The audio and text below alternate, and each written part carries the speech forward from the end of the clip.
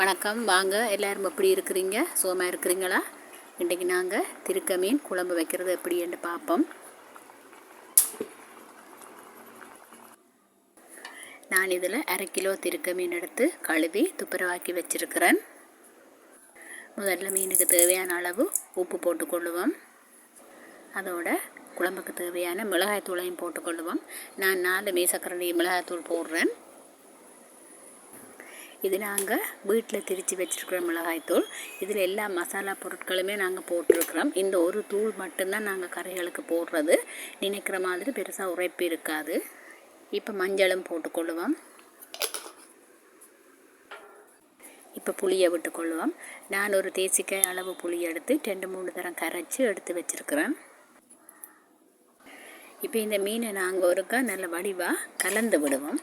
இந்த மசாலாக்கள் எல்லாமே மீனில் வர்ற மாதிரி நல்ல வடிவாக கலந்து வச்சோம்னு சொன்னால் இந்த மீனில் நல்லா உப்பு உரைப்பெல்லாம் நல்லா படிஞ்சிருக்கும்.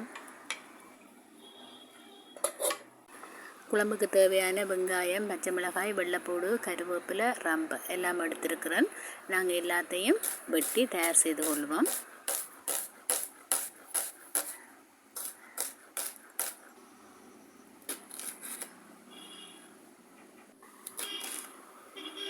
வெள்ளைப்பூட்டை தட்டி எடுத்துருக்கிறேன். இப்போ எல்லாம் தயாராகிட்டுது. நாங்கள் கறி வைக்க தொடங்குவோம். சட்டியை அடுப்பில் வச்சு ஒரு 3 மேசக்கரண்டி அளவுக்கு எண்ணெய் விட்டுக்கொள்ளுவோம். எண்ணெய் கொதிச்சோடனே முதல்ல கடுகு போட்டுக்கொள்ளுவோம்.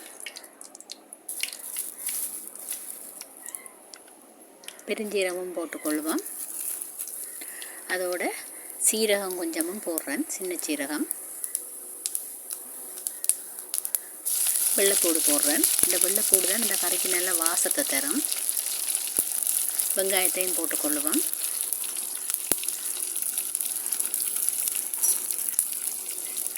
எல்லாத்தையும் போட்டுட்டு நல்ல வடிவாக கலந்து வதங்க விடுவோம். இந்த கறிக்கு நீங்கள் வெந்தயம் போடக்கூடாது. திருக்க மீன் சரியான குளிர்மைன்றதால வெந்தயம் நாங்கள் போடுறதில்லை. கருவேப்பிலையும் போட்டுக்கொள்ளுவோம். அதோட ரம்பை இலைகளையும் போட்டுக்கொள்ளுவோம். போட்டு நல்ல வடிவாக கலந்து விடுவோம்.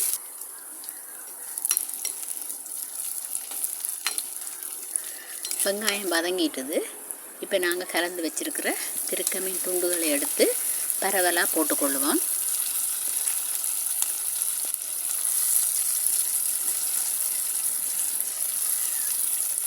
நீங்கள் திருக்க மீன் வாங்கினால் ஒரு முறை இப்படி வச்சு பாருங்கள். இப்படி மசாலா எல்லாம் ஏற்கனவே கலந்து கொஞ்சம் ஊற வச்சு பாருங்கள். உங்களுக்கே வித்தியாசம் தெரிய நல்ல ஒரு சுவையாக இருக்கும். இப்போ நாங்கள் மீன் கலந்து வச்சுருந்த பாத்திரத்தை கழுவி அந்த தண்ணியை விட்டுக்கொள்ளுவோம்.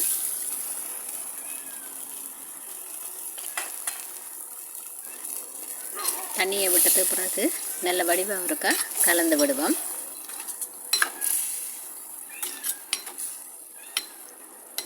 வடிவாக கலந்து விட்டதுக்கு பிறகு நாங்கள் இதை மூடி ஒரு 5 நிமிஷம் அவிய விடுவோம்.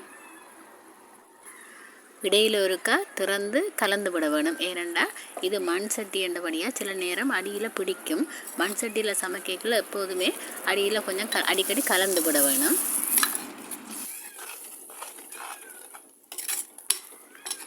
கலந்து விட்டு மூடுவோம். மூடி அவிய விடுவோம். இப்போ 5 நிமிஷம் ஆகிட்டுது. மீன் அவிஞ்சிருக்கும். நாங்கள் திறந்து பார்ப்போம். மீன் அவிஞ்சிட்டுது. இப்போ நான் இதில் பச்சை மிளகாயை போடுறேன். பச்சை மிளகாயை போட்டு ஒருக்கா கலந்து விடுவோம். இப்போ நான் இதை வடிவாக கலந்து விட்டதுக்கு பிறகு பால் விட போகிறேன். நான் இதில் தண்ணி பால் தான் விடுறேன். திருக்க மீனுக்கு கணக்க பால் தேவையில்லை. ஏன்னா திருக்க மீன் சரியான குளிர்மையாண்டபடியாக நாங்கள் இதுக்கு முதல் பாலும் விட போகிறதில்லை. பால் விட்டுட்டு நாங்கள் ஒரு நிமிஷம் போல் இது ஒருக்கா மூடி வைப்போம். கொதி வரும் மட்டும். ஒரு நிமிஷத்தால் திறந்து பார்ப்போம். இப்போ குழம்பு நல்லா கொதி வந்துட்டுது. இதுக்கு பிறகு நாங்கள் நெருப்பை குறைக்க வேணும். அடுப்பில் நெருப்பை குறைச்சிட்டு ஒரு 5 நிமிஷம் அப்படியே விட வேணும் மெல்லிய நெருப்பில் கொதிக்கிறதுக்கு. 5 நிமிஷத்துக்கு பிறகு நான் உங்களுக்கு காட்டுறேன். 5 நிமிஷத்துக்கு பிறகு எங்களோட குழம்பு தயாராகிட்டுது. இதை மாதிரி நீங்களும் செய்து சாப்பிடுங்க. இந்த குழம்பு நாளைக்கு தான் இன்னும் நல்லா இருக்கும். கொஞ்சம் கருவேப்பிலை போட்டுக்கொள்ளுவோம். வீடியோ பிடிச்சிருந்தால் லைக் பண்ணுங்கள், கமெண்ட் பண்ணுங்கள், கிளிநொச்சி கிச்சனுக்கு சப்ஸ்கிரைப் பண்ணுங்கள். நன்றி, வணக்கம்.